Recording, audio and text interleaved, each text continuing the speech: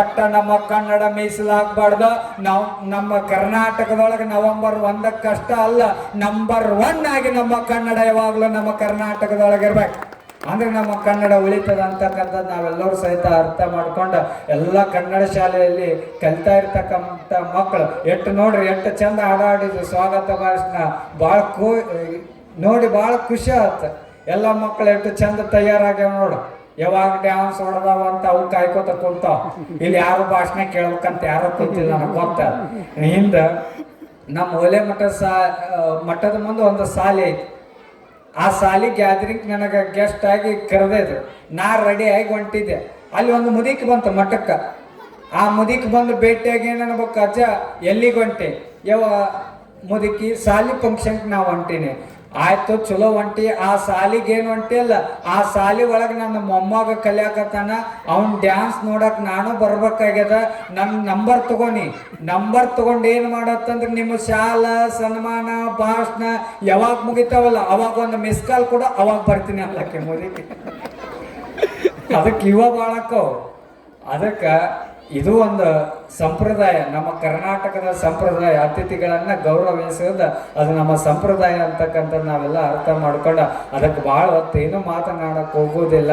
ಆದರೆ ಈ ಸರಸ್ವತಿ ವಿದ್ಯಾವರ್ಧಕ ಸಂಸ್ಥೆ ಈ ಭಾಗದೊಳಗೆ ಅದ್ಭುತವಾದ ಶಿಕ್ಷಣ ಕ್ರಾಂತಿಯನ್ನು ಮಾಡ್ತಾ ಇದೆ. ನಮ್ಮೆಲ್ಲ ಶಿಕ್ಷಕರು ಅಷ್ಟೇ ಹುರುಪು ಉತ್ಸಾಹದಿಂದ ಈ ಶಾಲೆಯನ್ನು ಭಾಳ ಎತ್ತರ ಮಟ್ಟಕ್ಕೆ ಕರ್ಕೊಂಡು ಹೋಗ್ಬೇಕಂತ ತಿಳ್ಕೊಂಡು ಎಲ್ಲ ಮಕ್ಕಳನ್ನು ಭಾಳ ಅದ್ಭುತವಾಗಿ ತಯಾರು ಮಾಡಕತ್ತಾರಲ್ಲ ಎಲ್ಲ ಶಿಕ್ಷಕರಿಂದ. ಅವ್ರ ಜೋರ್ ಚಪ್ಪಾಳೆ ತಟ್ಟಿ ನಾವು ಅಭಿನಂದನೆಗಳನ್ನು ಸಲ್ಲಿಸಬೇಕು. ಅವರು ಕೋಟ್ ಹಾಕೊಂಡು ಡ್ರೆಸ್ ಕೋಟ್ ಹಾಕೊಂಡು ಎಷ್ಟು ಚಂದ ಮಿರಿ ಮಿಂಚಾಕತ್ತಾರ. ಅವ್ರ ಮಕ್ಕಳು ಕೇಳಿದ್ರೆ ಅವರು ಕಾಟೆ ಹೊಡಿ ಕುದುರೆ ಆದಂಗೆ ಅವು ಆಗ್ಯಾವ. ಒಂದು ಆಸ್ಥಾನದೊಳಗೆ ಏನಾಗಿತ್ತು ಅಂದ್ರೆ, ಆಸ್ಥಾನ ಅಂತಂದ್ರೆ ನಮ್ಗೇನು ನೆನಪಾಗ್ತಾವ? ಆನೆ, ಕುದುರೆ, ಬಂಡಿ, ಭಂಡಾರ ಎಲ್ಲ ನೆನಪಾಗ್ತಾವ. ಒಂದು ಆಸ್ಥಾನದೊಳಗೆ ಏನಾಗಿತ್ತು ಅಂದ್ರೆ ಎಲ್ಲ ಕುದುರೆಗಳು ಭಾಳ ಇತ್ತು. ಕುದುರೆಗಳಿದ್ದಾಗ ಅಲ್ಲಿ ಎಲ್ಲ ಕುದುರೆಗಳು ಏನು ಮಾಡಾಕತ್ತೆ, ಕುಂಟ್ಕೋ ಹೋತ ಅಡ್ಡಾಡಕತ್ತಿದ್ರು. ಅವಾಗ ಮಂತ್ರಿ ಹೋಗಿ ರಾಜಗಳಿದ, ರಾಜರೇ ನಮ್ಮ ಆಸ್ಥಾನದಲ್ಲಿ ಇರ್ತಕ್ಕಂಥ ಎಲ್ಲ ಕುದುರೆಗಳು ಏನು ಮಾಡಾಕತ್ತಾವ ಅಂತಂದ್ರೆ ಕುಂಟ್ಕೋ ಹೋತ ಅಡ್ಡಾಡಕತ್ತಾವ.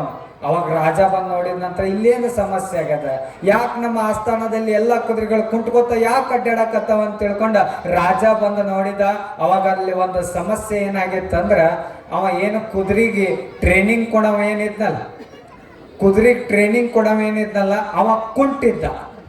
ಅದಕ್ಕೆಲ್ಲ ಕುದುರೆಗಳು ಆ ಕುಂಟ್ರ ಏನು ಟ್ರೈನಿಂಗ್ ಕೊಡವಿದ್ನಲ್ಲ ಅವ್ನು ನೋಡಿ ಎಲ್ಲ ಕುದುರೆ ಕುಂಟ್ಕೋತ ಅಡ್ಡಾಡಕತ್ತಿದ್ದ.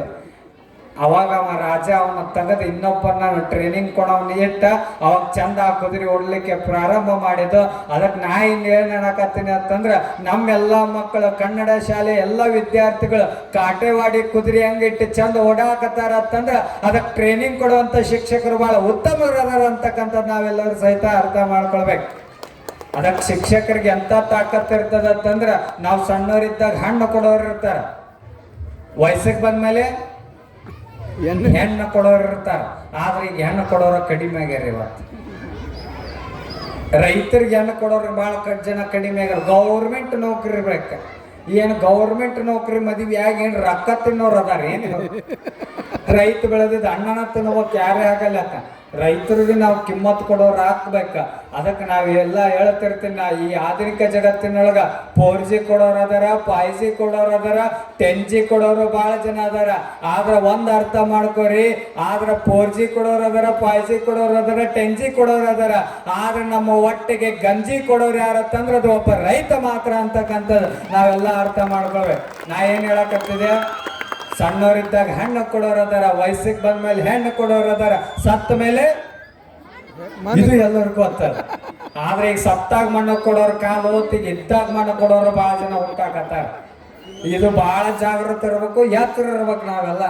ಯಾಕಂದ್ರೆ ಮಕ್ಕಳ ಕೈ ಇರ್ತಾರೆ, ಯಾರು ಹೆಂಗಿರ್ತಾರೆ ಅನ್ನೋದು ಗೊತ್ತಿಲ್ಲ. ಇವತ್ತಿನ ಮುಂದೆ ಭಾರಿ ಚಂದ ಆಕಳ ಮುಖದಂಗ ಇರ್ತಾವ, ಹಿಂದೆ ಕತ್ತಿ ಒದಕಿನ ಇರ್ತಾವ, ಮುಂದೆ ಬಾಯಾಗ ಭಾರಿ ಚಂದ ಬೆಲ್ಲದಂಗ ಮಾತಾಡ್ತಾವ. ಆದ್ರೆ ಎದ್ಯಾಗ ಕತ್ರಿ ಅಂತ ವಿಚಾರ ತುಂಬ್ಕೊಂಡಿರ್ತಾವ. ಯಾರೋ ಒಬ್ಬರು ಬೆಳೆಯಾಕತ್ತಾರ ಅಂತಂದ್ರೆ ಯಾವಾಗ ಈ ಮಗನ ಕಾಲು ಹಿಡಿದು ಒಗದೇನಂತ ಕಾಯ್ತಾ ಇರ್ತಾರೆ. ಅಂಥವ್ರು ಈ ಜಗತ್ತಿನೊಳಗೆ ಭಾಳ ಹುಟ್ಟಾಕತ್ತಾರ. ಅಂಥವ್ರು ಇಲ್ದನೋ ಎತ್ತಿರ್ಬೇಕು. ನಾ ಏನು ಹೇಳಕ್ತೀನಿ, ಸಣ್ಣವರಿದ್ದಾಗ ಹಣ್ಣು ಕೊಡೋರು, ವಯಸ್ಸಿಗೆ ಬಂದ್ಮೇಲೆ ಹೆಣ್ಣು ಕೊಡೋರು, ಸತ್ತ ಮೇಲೆ ಮಣ್ಣು ಕೊಡೋರು ಅದಾರ.